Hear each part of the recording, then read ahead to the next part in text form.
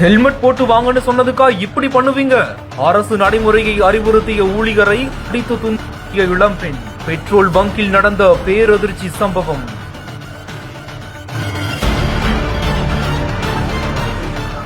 உத்தரப்பிரதேச மாநிலம் கோரக்பூர் பகுதியில தான் இந்த ஒரு சம்பவம் நடந்திருக்குது.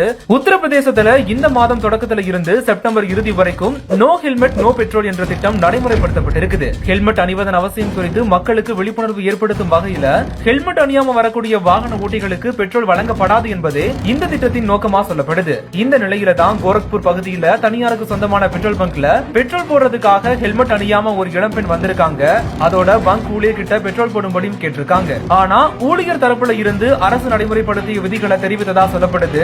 இதனால இருவருக்கும் வாக்குவாதம் ஏற்பட்டு ஒரு கட்டத்துக்கு மேல ஆத்திரமடைந்த அந்த இளம்பெண் பங்க் ஊழியரை சரமாரியா தாக்கியிருக்காங்க. தொடர்ந்து இரு தரப்பினரும் தாக்கிக் கொண்ட நிலையில அக்கம் பக்கத்துல இருந்தவங்க அவங்களை சமாதானப்படுத்தி இருக்காங்க. இப்போ இந்த காட்சிகள் இணையத்துல வெளியாகி வைரல் ஆகிட்டு வருது.